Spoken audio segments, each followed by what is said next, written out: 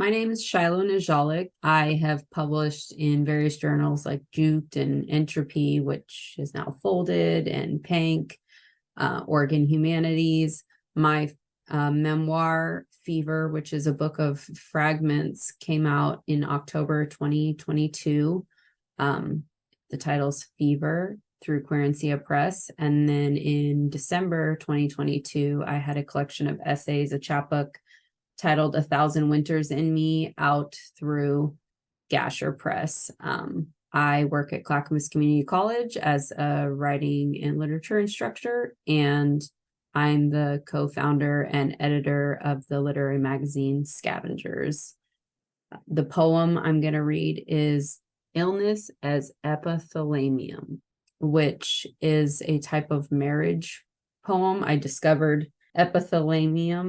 discovered those poems shortly before I wrote this, and I thought the idea of a poem about marriage, and I was thinking about illness, and I've been chronically ill most of my life. I'm 33. I started getting sick around when I was 15, but I was really sick as a child too. I was really sick as a baby. I had pneumonia the first few years of my life, really severely, and then I kind of had what I call like the good years, where I was playing a bunch of sports when I was young, and then I started getting sick again when I was 15.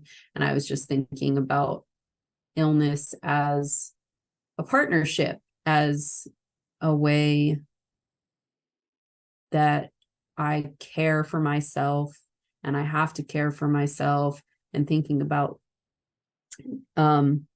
when you get married and they say in sickness and in health, and the relationship that I have with my body, and how it is one of the longest relationships that I've had, and it will beat out any relationship I do have other than those of blood relations.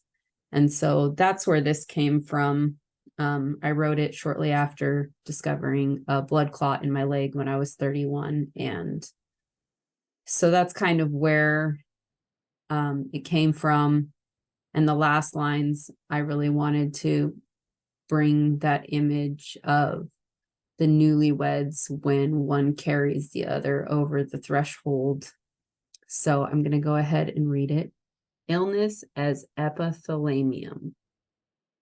Online, I accidentally read about a woman with antiphospholipid syndrome, my new one, added to the increasingly long list, who had her first stroke at 14.